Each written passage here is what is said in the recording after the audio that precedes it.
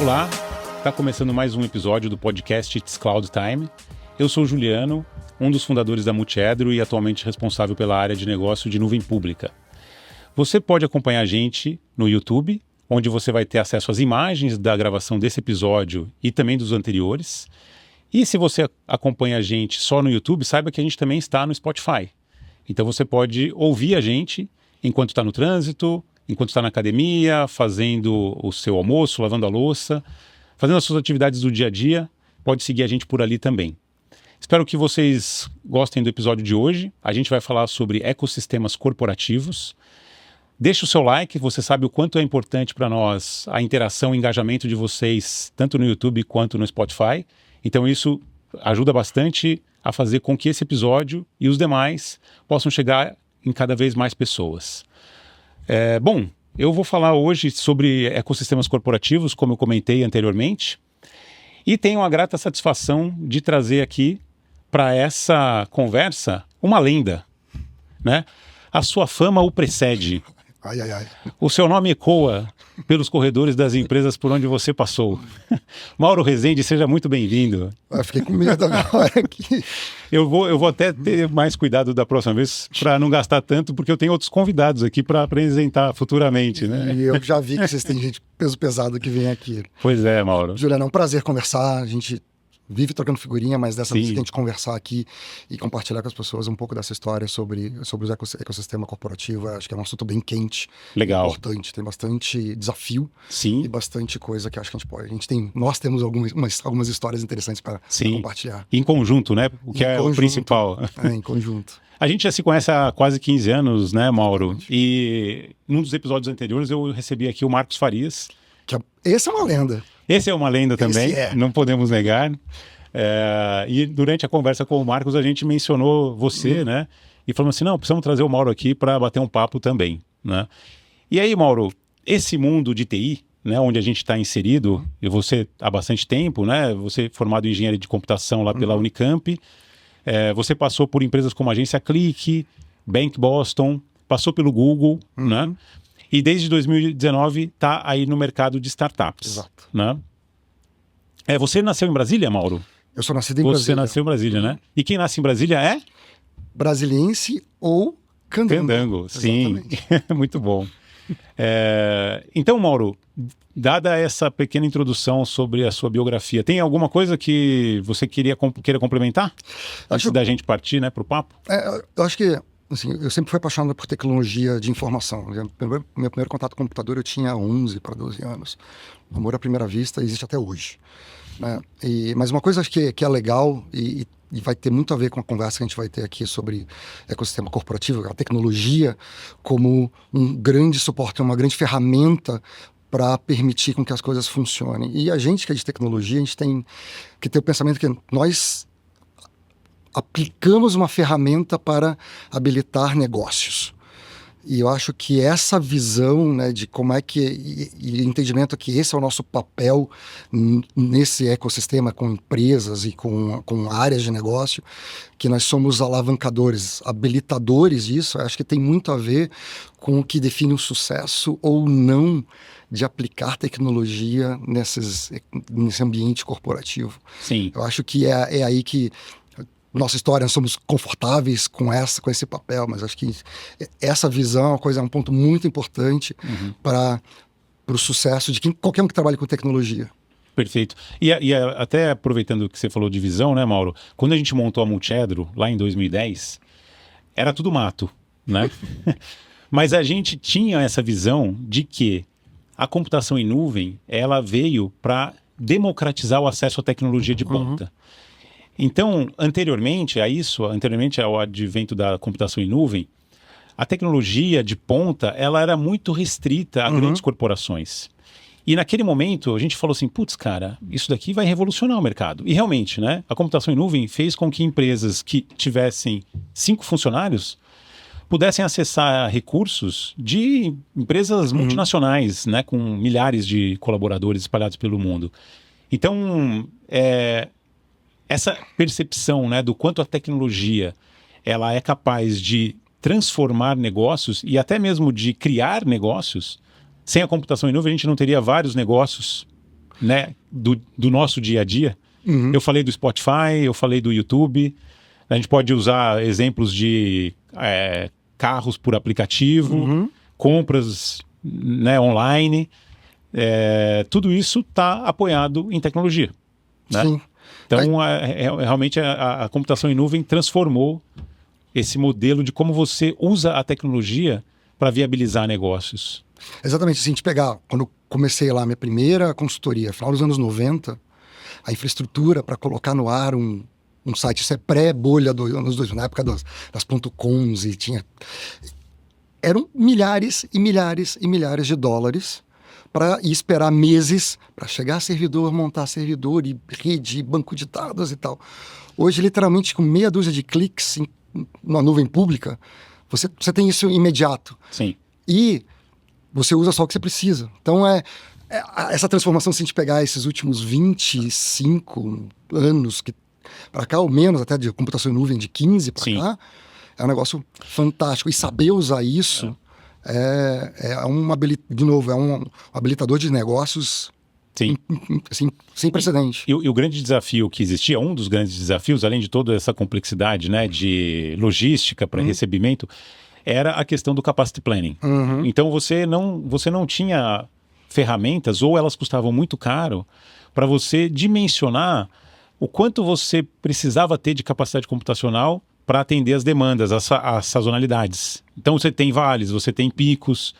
E aí, como é que eu dimensiono a minha estrutura para dar conta daquilo, né? Então, se você vai montar um hot site, por exemplo, para o lançamento de um produto novo, como é que eu faço, cara? Eu acabava, naquela época, né, você acabava dimensionando pelo pico. E aí, aquilo durava alguns instantes, né? Ou, sei lá, poderia até durar um mês. Mas e depois? O que você fazia com aquele excedente de poder computacional? Eu não precisava nem pegar no mês. 3 horas da manhã, não tinha quase ninguém acessando. Sim. 10 da manhã poderia estar com um tráfego gigantesco. Então, né, nem dentro do dia você tem isso que acho que a grande vantagem, ou a grande capacidade que os nuvens trouxeram é a possibilidade da elasticidade. Você ajustar o tamanho da sua capacidade de acordo com a tua necessidade. Com a demanda. E você ajusta teu custo a exatamente a tua demanda. Perfeito. E aí você passa a não desperdiçar, não tem uma ociosidade de capital que está ali empatado para usar outra. E é o que habilita. As startups de hoje seriam praticamente inviáveis, 90% ou mais. Sim. Nem de nascerem como ideia, principalmente agora com inteligência artificial, que precisa de processamentos maiores ou de usar serviços de terceiros para você compor soluções, seria impensável. Sim, exato. Vários modelos de negócio aí não seriam viáveis. Né? Aqueles que a gente já está acostumado, né? Vamos falar do Uber, ou vamos falar de qualquer outro que trabalhe sob demanda, não seriam viáveis sem realmente a computação em nuvem, graças a essa elasticidade que você falou. Bom, Mauro, a gente falou aqui que a gente se conhece há mais ou menos 15 anos e a gente estava em empresas diferentes, mas complementares, né? E aí, dando um passinho para trás, só para explicar para os nossos espectadores, ouvintes, etc. Esse mercado de TI, tradicionalmente, ele é formado por 2 grandes atores, né? O fabricante e o canal, né? O fabricante, sempre responsável ali por desenvolver a tecnologia, aprimorar a tecnologia, incorporar novos recursos, e o canal, que pode ser um distribuidor, pode ser um VAR, um ISV, né, que incorpora a tecnologia do fabricante no seu produto. Ele está ali para entregar a solução para o cliente. Ele confere capilaridade ao ecossistema, né, do fabricante, para fazer as coisas chegarem nas pontas, né, as soluções chegarem nas pontas. E o canal também pode se especializar por vertical de negócio, ou ele pode montar uma solução, ou porte de empresa. E a gente se conheceu nessa situação que é muito frequente. O mercado de TI, ele é apoiado nesses pilares, né? E a gente tem um terceiro pilar, para não ficar capenga, que é o cliente, né?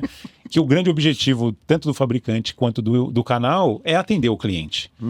E nesse processo, cada vez mais, ajudar o cliente a resolver um problema de negócio dele, né?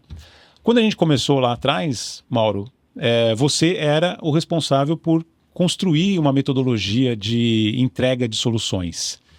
E a gente estava numa discussão bastante importante naquele momento que envolvia a gestão de mudança, né?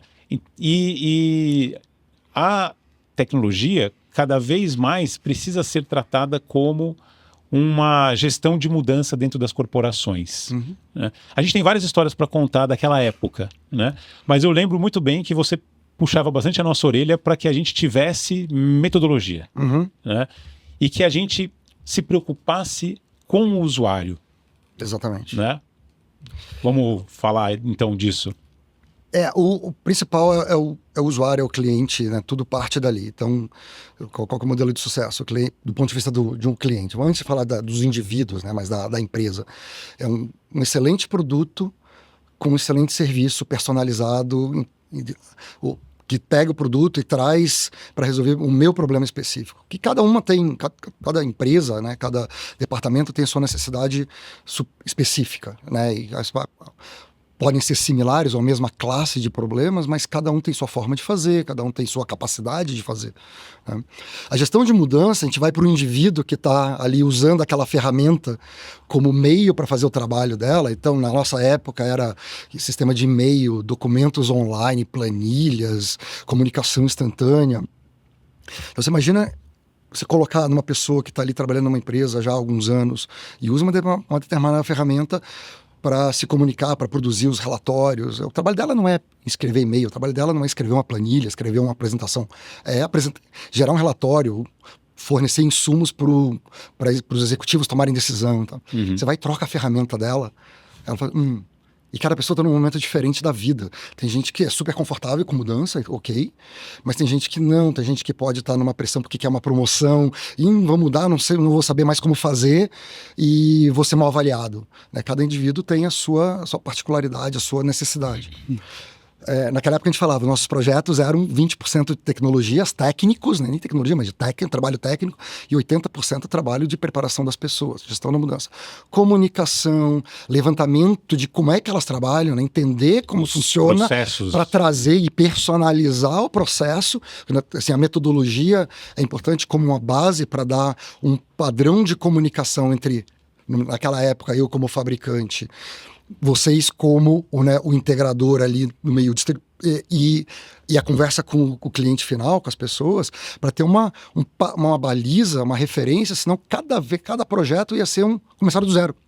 Sim. Né? E sempre a gente estaria improvisando. A ideia da metodologia é vamos estabilizar quais são as boas práticas, a gente não precisa mais improvisar, a gente não precisa mais pensar, tem um processo, a gente confia no processo. Sim. Né? E aí a gente baliza isso. E projeta mais confiança pro indivíduo que está ali. Fala assim, olha, eles já fizeram isso aqui N vezes. E deu certo, temos referências de outros projetos. Ok. Sim. Então você começa a fazer quase que uma gestão de ansiedade das pessoas que estão sofrendo a mudança. Estão sendo, muitas delas foram impostas, né? A empresa tomou a decisão de fazer uma troca de ferramenta. Para quem está trabalhando para os funcionários, os colaboradores, é uma imposição. Então, como é que a gente faz essa transição de uma maneira mais suave e que elas acreditem que estão indo para um lugar melhor, que elas vão conseguir trabalhar melhor, exato. Principalmente. Como é que a gente recruta a pessoa para ela se sentir parte do projeto, né? Já naquela época, Mauro, a gente procurava tratar o tema da transformação, né, do jeito de trabalhar, com as áreas de negócio. A gente sempre procurou abordar a área comercial, RH, financeiro, contas a pagar, a receber. Falar assim, cara, como que são os seus processos do dia a dia para a gente ver como que a gente pode ajudar a melhorá-los, torná-los mais eficientes, reduzir o uso de papel, que era algo que trazia um apelo muito grande direto para a área de negócio. Né? Então eu lembro muito bem disso, o próprio time comercial, né, do fabricante ficava cobrando a gente, falou assim, mas espera aí, vocês estão falando só com a TI? Né? E as áreas de negócio, já conseguiu detectar algum caso de uso? O caso de uso era o Nirvana, né? Quando a gente alcançava ou encontrava um bom caso de uso, a gente conseguia mostrar rapidamente para a empresa, né, para os decisores do projeto, putz, cara, olha só como é que você faz hoje, como é que você vai fazer amanhã usando a tecnologia. Né? Então, o caso de uso era fundamental para a gente fazer essa conexão com a área de negócio. Conseguir detectar onde a gente aumentaria a produtividade do usuário, porque aí entra naquela questão, cara, todo mundo se acostuma com o que é bom, né? A gente usava muito essa frase lá. Então, assim, se eu estou mostrando para ele que ele vai ganhar produtividade, então ele já vai começar a olhar para aquilo com outros olhos. Com certeza. Todo profissional que se eu consigo fazer meu trabalho melhor, eu vou atrás dessa alternativa. Né? E pro o integrador, estando perto, né, integrador, ISV, seja qual for o canal entre o fabricante e o usuário final, estar perto, entender como funciona para ajustar o processo de adoção da ferramenta, da tecnologia, o ferramental, e ajustar ele ao caso de uso. Você falou muito bem, entender o caso de uso, entender qual é o problema, o que exatamente precisa ser feito, como funciona, como é que a gente pode fazer isso aqui melhor. Né? E a área de negócio, ela tem... Esse processo da transformação digital, ela empoderou muita gente de área de negócio no sentido de depender menos da área de tecnologia, porque muitos dos problemas não são problemas de tecnologia, são problemas de comunicação, são problemas de processo, que você pode executar esses processos, ajustar esses processos, usando as ferramentas de comunicação, seja e-mail, seja uma comunicação instantânea, documento online, planilha compartilhada, documento compartilhado, e você estabelece um processo de comunicação e que tradicionalmente existe uma expectativa que o departamento de TI precisa fazer um sistema para resolver isso. Quando na verdade o problema não era um problema de tecnologia. O ferramental não permitia, mas de novo, volto, nuvem. Com um bom entendimento, nuvem, SaaS, tudo junto, um bom entendimento de como usar essas ferramentas, capacitando as áreas de negócio, e o capacitar tem a ver com a transformação digital e gestão de mudança para elas usarem, dá uma autonomia para resolver problemas de uma maneira muito mais rápida, e ninguém melhor para dizer se a coisa funciona bem que quem está sentindo dor. Continua doendo ou não continua doendo. Você trazer alguém externo, tem todo um trabalho de conscientização daquela pessoa sobre o problema. Então você trazer TI, tecnologia, desenvolvedores para resolver, eles têm que entender o problema primeiro. Então a transformação digital, acho que ela criou mecanismos para que problemas fossem resolvidos de uma nova maneira, quase muito menos tecnológica do ponto de vista, muito menos técnica, mas com soluções muito mais práticas e muito mais ajustadas à necessidade específica de cada departamento, às vezes até um grupo dentro de um departamento. E a gente viu vários casos de soluções que são até meio bestas, assim, do tipo, mas isso daqui a gente trocou por um e-mail, uma planilha e um compartilhada que está numa pasta X que todo mundo pode acessar e que preenche um formulário e acabou. E é um problema, às vezes, de décadas. Uma pasta que não está no escritório. Né? Que eu não preciso fechar uma VPN, sei lá, para acessar, né? Tá na nuvem, né? E a pessoa tá em viagem, ela consegue participar disso. E vários dos clientes eram clientes distribuídos. Sim. Né? E tem isso, a gente que tá vários escritórios espalhados, ou matrizes, ou lojas, que são ambientes super pequenos e que sempre tiveram muito longe das matrizes, né? Se pegar varejo, por exemplo, é um cenário bem típico. Então, muito longe da matriz, às vezes até relegados do ponto de vista de comunicação ou contato com a matriz. E problemas que são resolvidos sem... não é baixa tecnologia, porque tem muita tecnologia embarcada ali. Sim. Mas é de pouca dependência de gente de tecnologia, porque não eram problemas tecnológicos. Você falou de exemplos que remetem a um outro termo bastante comum naquela época, que era o Shadow IT. Então, assim, o usuário, a área de negócio, ela ia encontrar uma solução, independentemente da TI. E a transformação digital, no meu entendimento também, ela ajudou, ou talvez tenha sido até uma forma da TI se reinventar. Fala assim, cara, eu estou perdendo terreno para as áreas de negócio. As áreas de negócio estão sendo mais ágeis do que eu para encontrar a solução. E é o que você falou, não é a tecnologia, né? Ou talvez não é a TI. A tecnologia começou a proliferar várias ferramentas no modelo SaaS, né? Por assinatura, que você não precisava instalar nada. E as pessoas começaram a usar. As áreas de negócio começaram a usar. E a TI ficou numa situação de muita vulnerabilidade, de muita desconfiança, né? E falou assim, cara, e aí? Vocês não vão se mexer? Eu tenho um exemplo dessa época, assim, super curioso, de uma grande empresa de concessão de infraestrutura, que a gente estava trabalhando lá para apresentar, né, esse modelo de colaboração em nuvem.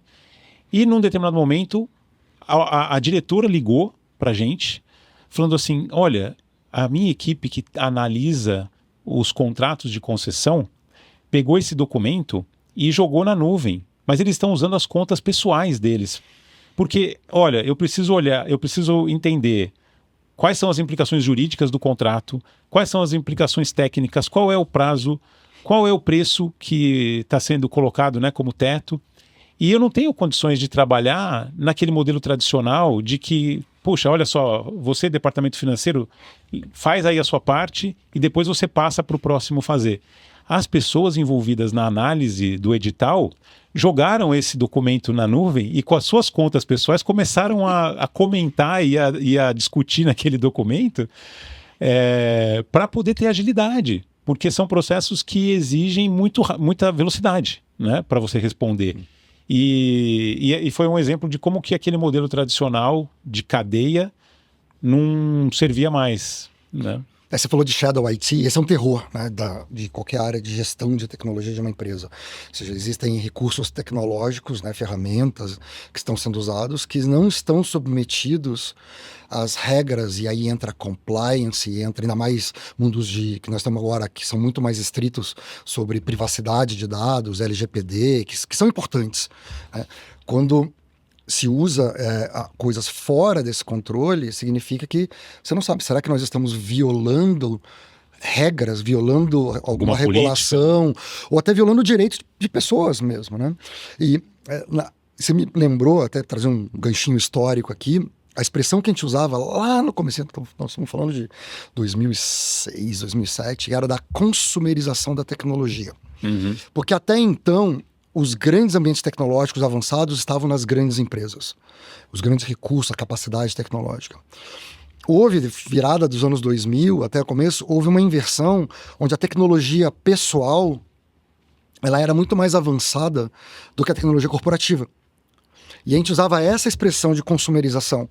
Então era, como é que eu explico para alguém que, na época a gente falava assim, a criança, né, o adolescente em casa conseguia conversar com um amigo no Japão e no escritório você mal consegue ligar para uma filial, né? E você consegue fazer uma compra de uma coisa no exterior na época, né, com sites de leilão online e tal. Você faz uma compra dos Estados Unidos ou da Europa, entregando em um mês naquela época aqui, e você não consegue mandar um documento de um país para outro, né? Então houve essa época, na época a discussão era até uma questão generacional, porque como é que veio uma nova geração, na época era a discussão dos milênios entrando no mercado de trabalho, isso é um pouquinho mais antigo, e como é que a gente vai trazer esse público para o mundo corporativo?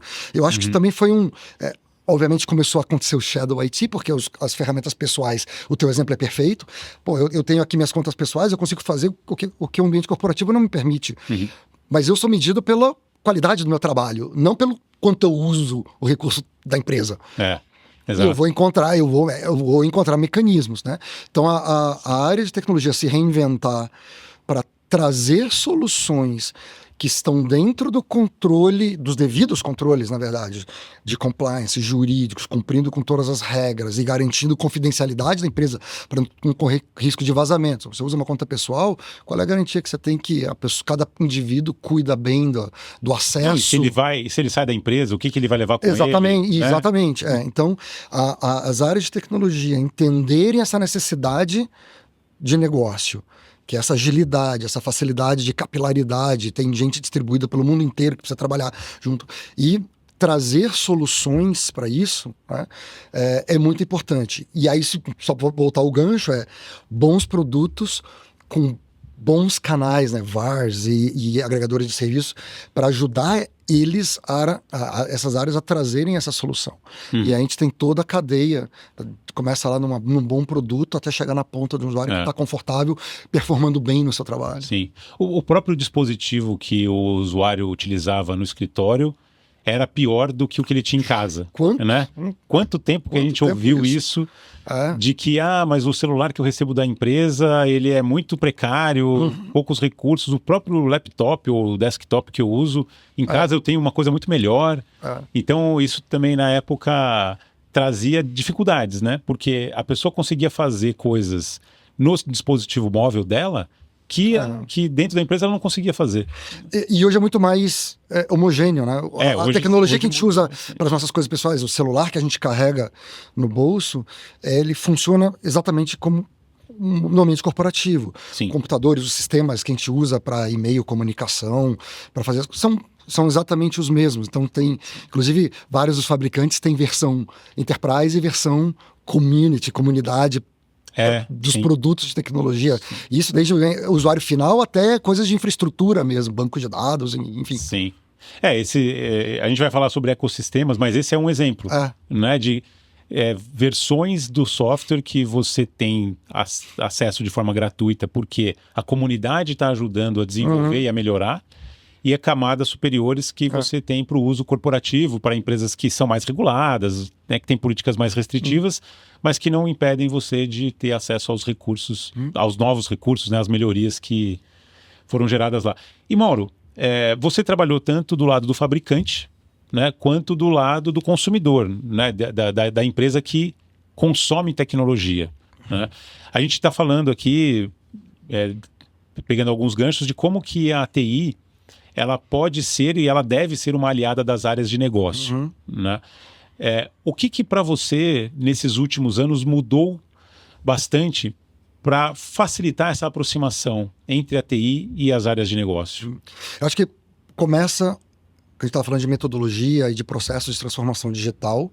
Eu acho que essa prática, né, de olhar para o ferramental, para os produtos novos que entraram no mercado e como usá-los, isso aproximou, porque a área de tecnologia de uma empresa, de uma corporação, ela não precisava mais trabalhar em construir do zero soluções, ela parte já de uma coisa já pronta, e numa comunicação muito mais próxima da área de negócio. Eu acho que a eterna briga, né, e piada, tem vários quadrinhos e várias piadas do mundo corporativo sobre área de negócios versus área de tecnologia. Acho que tem um gap. Tem aquele exemplo do balanço, né? Isso, aquele do balanço com pneu, acho que é um... E o que o cliente queria no final era um pneuzinho pendurado numa corda. Exato. E ele é muito ilustrativo, né? E existia, e eu vivi isso como tecnologia, né? Durante minha carreira, de ter uma dificuldade muito grande de entender o que é a área de negócio queria. Então, existia uma dificuldade de entender, do ponto de vista de tecnologia, entender que negócio queria, e uma dificuldade de negócio explicar como é que poderia, que tecnologias explicar o problema, né? Então existia ali as coisas ficavam meio perdidas na tradução, né? Umas barreiras de comunicação, tal. Esses processos... Eram silos, né? A TI era um silo. Exatamente. A área financeira era outro silo. Então esses processos de criar essas práticas de transformação digital, o amadurecimento do mercado de provedores de serviço, né? Como a própria Multiedro, que ajuda a traduzir, né? Eu entendo o negócio, eu entendo de tecnologia, eu aproximo, trago um método, práticas, que depois eles conseguem andar sozinhos e tem uma equalização dessa comunicação. Acho que a primeira coisa é essa, esse gap de comunicação, esse vale que existia. Então, é o primeiro aspecto. O outro, acho que ferramentas de prototipação. A gente tem hoje muitas ferramentas, a gente fala de no-code, low-code, que rapidamente permite você criar protótipos, não necessariamente uma solução final, mas protótipos para até melhorar essa comunicação. Deixa eu entender, eu como tecnologia, deixa eu entender melhor o que você... É mais ou menos isso? Não é bem isso. E faz ajustes rápidos do que seguir todo aquele processo tradicional de software que ele é necessário, né, para desenvolver software, para fazer coisas que são muito robustas, são extremamente complexas. Mas para coisas pontuais, aquele processo ele é muito pesado, e aí cria toda a frustração de área de negócio, que demora. Eu pedi para a TI, são 2 anos para começarem a pensar no meu problema, mas aí daqui 2 anos já mudou. Então o próprio amadurecimento de novas ferramentas, a comunicação e essa aproximação, eu acho que diminuiu muito esse gap, deixando todo mundo mais feliz. E acho que no final a ideia é essa, né? E até dá autonomia, você pega alguém de uma área de negócio que tem um pouco mais de traquejo, um pouco mais de... talvez já tenha feito ali brincado, cara, a expressão antiga aqui, micreiro, né? e já consegue montar algo que dá essa autonomia, sem ir para o mundo de Shadow IT, usando ferramentas homologadas e geridas pela própria empresa. E aí, então, essa comunicação e dar mais autonomia sem violar regras, acho que esse é um ponto perfeito para as coisas começarem a andar, para a área de tecnologia terem soluções mais personalizadas, né? Acho que a gente fosse pegar um exemplo de dificuldade de personalização, eternamente é implantação de ERP, Uhum. né, de sistemas de ERP. Sim. São projetos longos e difíceis e tal, porque são coisas muito complexas. Mas nem tudo é um ERP, às vezes são coisas muito simples. Uhum. Né? Você estava falando do exemplo que você deu da empresa de infraestrutura. De repente, não era um problema de tecnologia, era simplesmente um problema de comunicação. Olha, o contrato está na tal pasta, cada um revisa, põe seus comentários, alguém é responsável pelo contrato, o jurídico ali, tá? Resolve, rechaça algum comentário, muito rapidinho, às vezes o pessoal está todo espalhado. Então, sabe, o ferramental foi importante, né? Novas soluções, mas o saber usar. E a transformação digital é saber usar essas ferramentas, né? Então, acho que eu vejo com muito bons olhos o caminho que nós estamos, tendo sofrido esse gap, essa frustração mútua entre tecnologia e negócio, e onde a gente está agora. A gente vejo com algumas startups, elas fazem, você pega em uma semana, 2 semanas, você tem um negócio que tem quase cara de final, por trás tem um monte de coisa que não é, mas você consegue testar, e experimentar, e fazer o usuário final botar a mão e falar assim, é isso que eu quero, não é isso que eu quero. E você fazer os ajustes muito rápidos, sem precisar seguir todo aquele processo de software que precisa para fazer algo robusto, perene. Mas essa primeira etapa de descoberta do que é a solução, acho que tem muita ferramenta para usar. Sem dúvida, essa parte de conseguir construir algo minimamente viável, sem muito código, ajuda a ter uma ideia do caminho que vai ser seguido. E aí pode ser o que você falou. Poxa, eu vou resolver uma situação emergencial, enquanto o meu sistema grandão lá, ele está em implementação, cara, eu não posso parar, eu não posso ficar esperando ele entrar no ar, né? Então deixa eu colocar alguma coisa no ar aqui, rápida, que me ajude a garantir um pouco de produtividade, de controles, para aguardar a chegada do RP, né? E às vezes são problemas que uma ferramenta, né, o sistema não é a solução. O problema é pensar ele no sistema. Isso é uma questão de comunicação, é uma questão de você juntar pequenas pecinhas e já se resolve isso de uma maneira definitiva. E se estabelece. Importante, obviamente, ele tem que documentar, e a área de TI tem o formalismo de como é que você registra e tal. Então não vem para construir, mas vem para ajudar a gerir aquela solução que foi construída por quem realmente tem o problema, tem a dor para resolver. Ô Mauro, e com o advento da IA, né, e principalmente da IA generativa, você entende que a gente está passando por uma nova transformação? Vou ampliar um pouco mais a pergunta. O usuário, ele vai estar mais empoderado? Eu acho que sim, é uma transformação, e a gente vê em vários ambientes diferentes, desde o corporativo super tradicional até startups que estão nascendo e criando soluções super inovativas e inteligentes, numa escala pequena, mas usando exatamente o mesmo poder. Eu acho que tem uma democratização muito grande aí. Né? Você pega uma IA generativa, qualquer um pode usar. É relativamente barato para usar. Então a transformação é inegável. Eu acho, aí minha opinião, que a gente vai voltar a ter uma nova onda da história do Shadow IT, porque as pessoas têm um acesso no nível pessoal a isso, então pessoas usando suas contas pessoais com IA generativas que são super poderosas, muito boas para resolver, mas elas pegando o material da empresa, submetendo a essa IA generativa para obter o seu resultado que ela precisa. Então a gente vai ter, acho que tem uma nova onda de trazer isso para dentro do ambiente corporativo, seguindo as devidas regras, né? Ou seja, trazendo e oferecer para os usuários e em vários níveis, pode ser desde o nível tradicional do prompt ali, eu ponho a minha pergunta e o sistema, né, a IA generativa me dá a minha resposta, ou criar sistemas ou mecanismos, né, produtos ou pequenos produtos ao redor que dá um nível mais alto, ou seja, o usuário não interage direto com a IA, mas ele interage com algo já pré-treinado ou pré-classificado ali, pré-moldado para determinados usuários.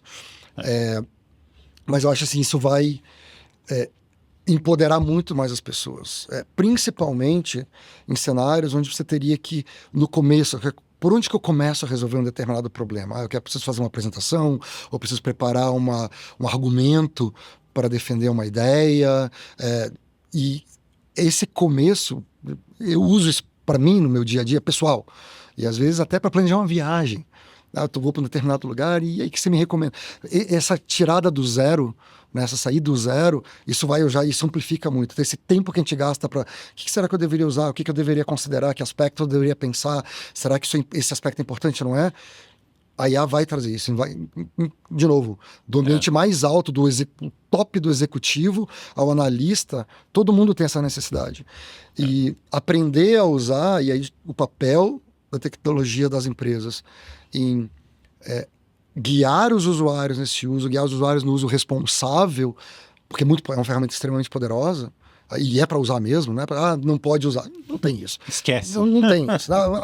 Você diz que eu não posso usar, mas eu tenho que fazer esse meu trabalho, minha avaliação, meu bônus, minha promoção, depende da minha performance. As pessoas vão usar. Vão achar uma forma. Vão encontrar um mecanismo. Né? Mas eu acho que tem uma nova onda da história lá, a gente falou da consumerização, né? A minha tecnologia pessoal é mais avançada do que a corporativa. Eu posso abrir aqui um browser, assinar um negócio, às vezes até gratuito, ponho lá minhas perguntas, ponho um material, ele me traz resumido, e eu não tenho isso dentro do ambiente corporativo, nós vamos voltar à mesma história. É o mesmo desafio, é o mesmo desafio. De novo. Tanto para a TI quanto para as áreas de negócio. Exatamente. De novo, com uma ferramenta extremamente poderosa e é inegável. Veio para ficar. Sim. Qualquer um que já experimentou isso para qualquer coisa fica impressionado. Sim. Para coisa mais simples, pessoal boba. E a gente vê até no mundo de startups criando os negócios, eu falei assim, nossa, eu nem imaginava que seria possível resolver problemas dessa escala ou desse tipo de problemas usando IA generativa. É um salto tecnológico gigantesco, com certeza. E aí eu aproveito também, Mauro, e trago de novo a questão do fabricante e do integrador, né? Os fabricantes estão numa corrida maluca para ver quem é que lidera esse mercado. Lógico, a gente vai ter vários líderes, né, se alternando talvez ali. Esse colocou uma inovação aqui, o outro trouxe uma novidade ali. Mas todo o ecossistema que está por trás disso fomentando a aplicação da IA nos processos de negócio. Né? Quem está fazendo isso, de novo, são as startups, são os integradores. Então, a gente continua vivendo, e eu entendo que isso é positivo, né, até para já dar a minha visão aqui, da importância do ecossistema. Né? Porque o fabricante, a gente olha grandes corporações, né, como Microsoft, Google, Salesforce, esses caras não têm dinheiro infinito.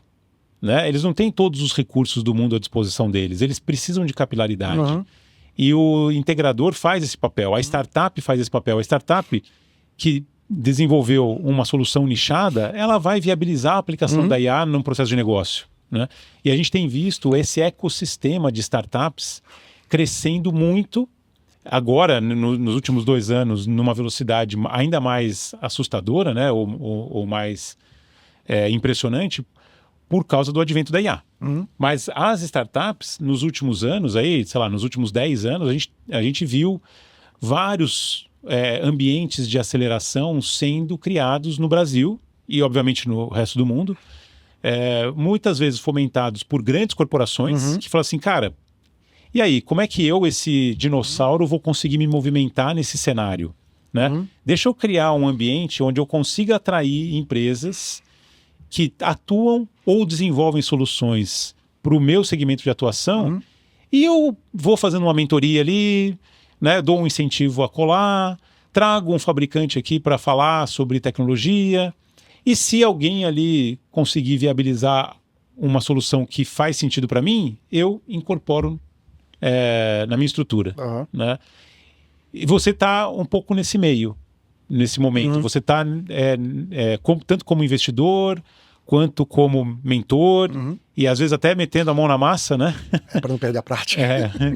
Fala um pouquinho dessa sua experiência, como é que você enxerga, mais uma vez, esse ciclo se renovando em que o ecossistema é o grande responsável por fazer a disseminação da IA generativa. Eu acho que talvez uma palavra que a gente possa colocar aqui é parceria. Mesmo no modelo, o fabricante, o integrador e o cliente, né? A parceria no sentido que nós estamos juntos para resolver um problema, né? Então, o fabricante tem o produto, o integrador entende do produto e conhece de várias aplicações, tem um repertório de aplicações para levar isso para o mercado. As startups que têm uma agilidade muito grande, porque são pequenas, normalmente tentando resolver um problema muito específico de uma maneira muito inteligente ou muito inovativa, né? E essa parceria, essa combinação, eu sei resolver isso, você sabe isso, você me complementa aqui, e às vezes entre startups, a boa frase, o frenemy, às vezes nós somos competidores em algumas situações, mas nós podemos juntos colaborar, porque é um mercado que está crescendo, então às vezes é melhor, em vez de eu tentar te derrubar e você tentar me derrubar, eu ganhar essa concorrência e você, o mercado está crescendo tanto que tem espaço para a gente crescer junto e juntos a gente acaba, como negócio, crescendo mais do que isso, né? Você fala essas aceleradoras ou esses centros, né, que grandes empresas ou até grandes junção delas criam, a expressão em inglês é melting pot, né? Uma panela que você joga ali tudo para derreter. Algumas das startups que eu tenho contato estão em algum desses centros. E o comentário é isso, eu estou escutando alguém que está fazendo algo que é complementar, eu encontro uma opção, uma alternativa, né, uma parceria de negócio, ou eu estou num negócio, não é para mim, ou não é para mim sozinho, mas eu já conheço alguém que está naquele ambiente. E, obviamente, o dono da aceleradora ali olhando, fala assim, opa, de repente sai aqui desse caldo aqui, sai uma coisinha aqui, um tempero para mim. Sim. E todo mundo ganha. Eu acho super positivo, sim, porque todo mundo ganha. A startup, a gente sabe que 95% tem essa estatística, não sobrevivem depois, mas é parte da tomada de risco, né? Sim. Mas e quando sai, uma boa sai daquela, a gente conhece, o mundo recente mostra isso, né? Então, criar ambientes de parceria, de colaboração, onde cada um pode atuar, obviamente com o seu conforto, sua confidencialidade, né? Tem ali, vai entrar questões de... Algumas têm patente, então, principalmente deep techs, que tem um investimento pesado de capital, né? Para desenvolver sua tecnologia. Mas você criar esses ambientes de parceria, ele é fundamental. E volta, é a mesma cadeia. Fabricante, porque essas startups, na verdade, são micro fabricantes de uma nova tecnologia. Sim. E elas precisam de ajuda para levar para o mercado. Então, às vezes, uma rede contatos que possam, levar essa tecnologia dela para outros clientes é um negócio super importante. Mas sim, essa parceria, fazer o mercado crescer, e em torno voltando no tema de IA generativa, que acho que a gente está nos primórdios de explorar o que dá para fazer, que problemas que a gente pode resolver, como aplicar ela para resolver problemas, é uma coisa que está muito no começo. Sim. Muito no começo. Então é muito mais, vamos trocar figurinha aqui, vamos trocar figurinha e aprender como usar, do que não, isso aqui é o meu cantinho, não quero que ninguém invada, não quero. Acho que, e eu vejo muito, pelo menos no universo que circula, esse pensamento de o bolo está crescendo, a gente vai crescer muito mais se a gente acompanhar o crescimento do bolo, do que a gente ficar brigando por esse pedacinho aqui, por essa noizinha que está aqui nesse ponto ali dentro do pão. Como toda tecnologia disruptiva, você vai ter os early adopters, sim, né, que eles não estão ali procurando uma solução já pronta. Eles falam assim, cara, eu consigo prototipar alguma coisa aqui, eu consigo, mesmo que a interface não seja a melhor de todas, a integração com os meus sistemas internos não esteja pronta, mas será que eu consigo? Então você tem essa figura, né, da empresa que adota rapidamente uma nova tecnologia, e daquelas que falam assim, não, tá legal, eu acho bacana o movimento, mas assim, quando essa coisa estiver um pouco mais madura, eu vou trazer, né? Então, assim, acho que ainda tem esse movimento, mas o fato é que o ecossistema se ajuda, né? Como você falou. Eu também gosto muito dessa filosofia. Então, no segmento onde eu atuo, né, como integrador de tecnologia, muitas vezes um outro integrador fechou um negócio num segmento onde a nossa tecnologia ainda não tinha uma referência. Cara, aquilo pra gente é positivo. Perfeito. Né? Traz uma referência nova num segmento que antes era meio que tabu. Ninguém consegue entrar ali e fala assim, opa, peraí, agora eu tenho um caso de sucesso. Exato. Vou explorar como é que foi aquilo e tentar também trazer novas oportunidades. Então, você pode ser, e acho que toda empresa que está no mercado de tecnologia quer ser pioneira, né? Mas não tem nada de errado também de você falar assim, putz, cara, olha só, esse pioneirismo eu não consegui, mas eu posso tentar aprender com ele e ir para uma outra empresa do mesmo segmento e falar, olha, tal fulano já está usando, a gente pode fazer aqui também para você a mesma coisa, né? Tem um livro que eu gosto muito, que me foi indicado lá também nos primórdios, né, dos anos 2010, por um presidente de uma outra integradora com quem a gente também se relacionava, que fala sobre a concepção de uma vinícola, né, que é a Mondavi. O Robert Mondavi, que foi o fundador dessa vinícola, ele fez esse movimento quando ele tinha 52 anos, né? Mais ou menos na nossa idade, Mauro. E ele escreveu um livro, né? E aí eu vou deixar a dica aqui, o livro chama Harvest of Joy, né? E aí no livro ele fala o quanto ele inovou no processo de fabricação de vinho, de produção de vinho, desde a plantação, colheita, processamento da uva, etc. E o quanto ele compartilhava isso com as outras vinícolas que estavam surgindo junto com ele ali no Napa Valley, né? Porque para ele era importante que todo mundo se fortalecesse, porque aí a região ia virar uma região de denominação de origem, então os vinhos iam ser mais valorizados. Exato. E desde então eu procuro ter também essa ação, né? De realmente, cara, putz, vamos tentar ser pioneiro, lógico, mas, cara, vamos tentar aproveitar o que os outros estão fazendo, né? E se a gente está inserindo num contexto em que todo mundo cresce, ou que um cresce e os outros podem se aproveitar, seja o próprio fabricante, né? Às vezes o fabricante ele também está ali, putz, eu sou um novo entrante nesse mercado, preciso investir, ótimo, você vai investir, o parceiro vai colher os frutos desse investimento também. Acho que a ideia é a visão do macro, né? De você olhar para o mercado que está crescendo, em vez de eu tentar te segurar, você tentar me segurar e a gente corre junto. Eu conheço a Mondavi, por mais que ele tenha, entre aspas, alguém poderia ter pensado, entregou o ouro pro bandido, né? Entreguei o meu segredo para minha concorrência. A Mondavi é uma das referências. Não vou nem entrar em debate se é um bom vinho ou não, mas como marca dentro do Napa Valley, prova o ponto do Robert Mondavi, de que, na verdade, virou uma região de excelência. Todo mundo fala, quem conhece vinho, fala, olha, Napa Valley é um ponto é uma referência global de produção vinícola. E ele fala no livro dele também que ele fez parceria com outra vinícola, né? Não sei se era do Coppola, que também é um aficionado, né?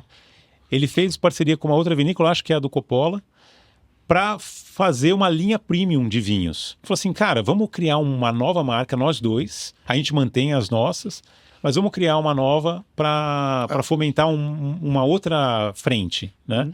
Então, acho que você está aberto a ouvir essas possibilidades, te ajuda também a não ficar restrito ali no teu mundinho, né? Porque por mais que a gente leia, consulte, veja o que está acontecendo, as interações humanas, elas realmente são um diferencial para quem quer se desenvolver. E acho que esses exemplos, saindo um pouco do mundo da TI, né? Até para a gente dizer que não é só na TI que existe essa estrutura, né? Ou essa filosofia, são iniciativas ou são movimentos que fazem todo sentido também. Quando a gente olha, voltando para a TI, uma grande corporação, a chance de você ter vários integradores de tecnologia ali dentro é muito grande. Porque o integrador, ele também não é capaz de fazer tudo, né? Ele pode se especializar numa determinada iniciativa e aí o cliente fala assim, putz, mas eu também estou precisando de alguém para cá. Fala assim, olha, essa parte eu não tenho, mas conheço alguém que tem aqui, ou então o próprio cliente vai atrás. Então é muito comum você, dentro de um mesmo cliente, dentro de uma mesma corporação, ter integradores de várias tecnologias trabalhando, porque a especialização de um é essa, a especialização do outro é aquela, e todo mundo está ali convivendo em harmonia. E do ponto de vista do cliente, né, de quem está recebendo o serviço, e essa é a grande, né, o valor, né, do integrador ou do canal, é a personalização. Você falou assim, eu vou usar um integrador ou um fornecedor de serviço para uma coisa e outro para outra. Porque quanto mais precisa é a solução, quanto mais o integrador entende do que eu preciso, melhor é a solução que ele vai me dar. Essa é a premissa que a gente vai sempre assumir. Né? Então, essa composição de soluções, nos colocando agora no lugar do cliente, porque, afinal de contas, é quem precisa estar feliz, né? É o melhor cenário. Então, essa assimetria de coisas, eu sei fazer isso melhor, você sabe fazer aquilo melhor, o nosso cliente precisa das duas coisas. É uma solução integrada, que cai de volta, né? Você falou dessas aceleradoras, desses ambientes de startups, junta todo mundo ali, ou até o ambiente, as parcerias entre integradores, ou até a parceria no ponto de vista não parceria comercial, mas de negócio, entre o fabricante com o integrador com o cliente, porque você volta, o cliente vai voltar com você, olha, não é que você está me vendendo um serviço, eu estou comprando um serviço, não, você entende o meu problema, você me traz uma solução, você resolve o meu problema, você me entende, eu confio que você... Então a comunicação entre nós já é aquela de, para bom entendedor, minha palavra basta. Então essa serenidade, esse processo contínuo, suave, de como é que as coisas vão acontecendo, digamos, é o segredo do sucesso para todo mundo. Aí todo mundo sai feliz, ou ganha para todo mundo. Sim. Né? Quando você está no mercado muito competitivo, isso é mais complicado, obviamente. É um mercado que a gente chama de Highlander, né? Só pode haver um. Só referência para o filme Highlander. Mas a boa parte do mercado de tecnologia não é assim. Ela não são mercados do estilo Highlander, são mercados que têm espaço para muito, e são mercados que estão crescendo. Perfeito. Mauro, por incrível que pareça, a gente está chegando ao fim do nosso episódio, né? Quando o papo é bom, passa rápido. E a gente está falando aqui de relações interpessoais. No final do dia, os negócios são feitos entre pessoas. Né? E indo para um aspecto cultural, como é que você vê as diferenças de mercados? Quando a gente fala desse modelo de fabricante, integrador, você que passou por multinacional, como é que você vê essa diferença do mercado sul-americano, latino-americano, por exemplo, do mercado estadunidense, do mercado europeu? Você vê diferenças relevantes? Nessa relação fabricante integradores, canais, sim. Eu acho que tem... Eu posso falar da experiência que a gente teve, e até naquela época. Né? Uma das coisas que tem, e típico de mercados menos desenvolvidos, que é escassez de mão de obra especializada. E aí, especializada não necessariamente é conhecer bem tecnicamente.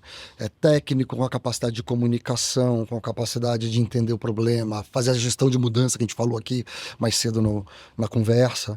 Né? Então, essa escassez de mão de obra de nível mais alto, ela gera algumas resistências, principalmente pensando agora do lado do fabricante. Assim, olha, é pouca gente, se eu perco o integrador, se eu perco alguém do meu canal, é um baque para mim. Mercados mais maduros, isso tende a acontecer menos, pelo menos da minha perspectiva, do que eu assisti. E aí acaba causando um pouco mais dessa aqui no mercado, né, vamos pegar a América Latina, que conheço melhor, acaba causando um pouco uma tentativa de reserva de mercado, aquele viés. Talvez, pensando agora, a gente veio de mercados fechados e reservas, né, políticas de reservas de mercado, então pode culturalmente termos essa, olha, eu preciso proteger o meu mundo aqui. Eu acho que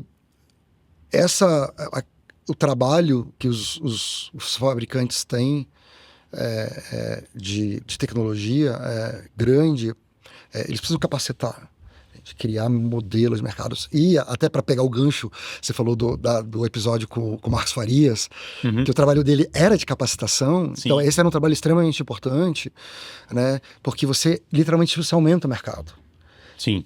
Porque na hora que você, como fabricante, capacita representantes seus a pegar a tua tecnologia e levar ao mercado, e você está crescendo o bolo. É mais gente te representando, mais gente te representando bem, sabendo usar bem, e você cresce o bolo. Então, eu acho que mercados, falando de cultura, acho que tem uma cultura de, como fabricante, treinar o meu ecossistema de representantes, seja revenda, distribuidor, alguém que pegue o meu nome, pegue a minha marca, pegue o meu produto e leve para cliente, de capacitar e ampliar isso. Isso vale para grandes corporações e para menores, gente que está trabalhando com tecnologias mais específicas, de criar esse canal, essa capilaridade, essa proximidade com o cliente. Você falou, as empresas não têm dinheiro infinito. Mesmo que tivessem, as grandes corporações tivessem dinheiro infinito, tem um problema físico. Como é que eu vou conhecer cada um dos milhares, dezenas ou centenas de milhares de clientes a fundo, conhecer bem como é que ele funciona, como é que ele pensa, como é que a necessidade dele. É uma missão impossível. E o seu concorrente não está parado também esperando você fazer o seu trabalho. Exatamente. Né? Ninguém está, exato. Então, mesmo que dinheiro fosse infinito, não seria, né? É um daqueles problemas que humanamente a solução de dinheiro chega um limite porque o dinheiro resolve a partir de um certo ponto. Sim. Não é mais uma questão de dinheiro. É uma questão de estratégia, parceria, ajudar o teu mercado a crescer, como o Robert Mondavi fez, ajudar o teu mercado a crescer, e aí criar montar o ambiente, né, montar o ecossistema, habilitar ele para que todo mundo ganhe e que você possa crescer. Esse lado, né, da capilaridade, que é o grande valor agregado do canal, o fabricante não tem como fazer. Né? Ele vai até eleger ali algumas contas select para ele. Assim, não, essa daqui eu vou atender direto. Mas no final do dia, como eu falei, a relação é entre pessoas. Exato. Então é o lance do dinheiro, não compra a confiança. Não. Né? E acho que o papel do canal é justamente essa, de criar confiança, criar referência, né? Ser uma empresa especialista numa determinada tecnologia, numa determinada solução, num determinado segmento, mas principalmente conseguir estabelecer uma relação de confiança com o cliente. É muito gratificante para nós, né, da Multiedro, primeiro ter você aqui nesse episódio, porque mostra que a gente criou uma relação de confiança, né, entre as pessoas da Multiedro e o Mauro, e a gente tem vários exemplos de clientes que a gente atendeu quando eles estavam numa determinada empresa e que quando eles foram para outra empresa, eles vieram chamar a gente, né? Falaram assim, olha Juliano, olha Armando, olha Guedes, só para falar do nome dos nossos outros sócios, né? Aquele projeto que a gente fez lá na empresa A, poxa, nós queremos fazer aqui na empresa B também. Nós queremos contar com vocês, né? Então, talvez o nosso mercado menos desenvolvido, menos maduro, né, que é o mercado latino-americano, ele se apoie mais nessas questões pessoais de relação de confiança do que num outro aspecto qualquer, né? Nós latinos somos mais emocionais do que você pegar do que você pegar boa parte dos mercados europeus germânicos, os ingleses, americanos, né? Eles são mais é o que está no pragmáticos, contrato. É o que está no contrato, não importa. Né? A gente tem esse aspecto. Mas acho que também tem um pouco da cultura, até historicamente, a gente tem muito que se ajudar. Né? Vários dos países latino-americanos passam por situações complicadas e as pessoas, a gente tem que se ajudar. Né? E aí cria um pouco essa visão um pouco mais bem mais de relação de confiança e de estabelecer a parceria pessoal. Deixa eu te ajudar e você me ajuda. Aí esse é o contrato, está aqui tua obrigação, aqui está aqui meu direito e vice-versa. Né? Então a gente tem o mercado latino-americano é isso. Eu particularmente acho mais divertido. Mas aí, obviamente, eu nasci nele, então a gente está tem um viés. Total. Muito bom, Mauro. Alguma última mensagem para quem está nos ouvindo? Eu acho que voltando só para a gente fechar com o mundo corporativo, né, o ambiente corporativo, eu acho que de todo esse período, né, que nós tivemos história, a minha história, criar cada um, né, departamentos, as pessoas, os executivos, analistas, você criar um ambiente onde o ambiente é bom para comunicação e bom para fomentar essa proximidade de entendimento mútuo, né? A gente estava falando de tecnologia, entender mais negócio e trocar figurinha e não ter os gaps de comunicação que são blockers, né? Bloqueadores muito grandes das soluções. Fomentar isso das coisas que a gente viveu junto em projetos e que eu vejo é o mudador, muda, né, a capacidade da empresa de auto-resolver negócios, de aplicar, de se transformar. Não estamos nem falando digitalmente, mas de se transformar. Quando você consegue colocar pessoas que têm essa simetria de conhecimento, de afirmação, de informação, para conseguirem conversar, a solução boa, elegante, simples, eficiente, sai dali. Então eu acho que acho que é o desafio dos gestores de negócio, gestores de tecnologia, é criar essa conexão, essa proximidade, e não nós versus eles, como historicamente foi no passado. Quem consegue fazer isso tem um diferencial de conseguir arranjar soluções e se atualizar à medida que o mundo vai andando e usar novas tecnologias muito mais rápido. Acho que essa seria um resumo do que a gente viu. Uma frase para pensar, então: a soma das partes é maior que o todo. Nesse mundo, ela é. Nesse mundo, ela é. Mauro, Juliano, muito obrigado pelo prazer estar aqui. Foi muito mais bom uma vez falar bater contigo. Valeu obrigado. mesmo. Falou. E você, né, que esteve com a gente até aqui, até o final, muito obrigado pela sua participação, por ter nos acompanhado. Não deixe de curtir o nosso episódio, compartilhe com a tua rede e até a próxima. Nos vemos em breve.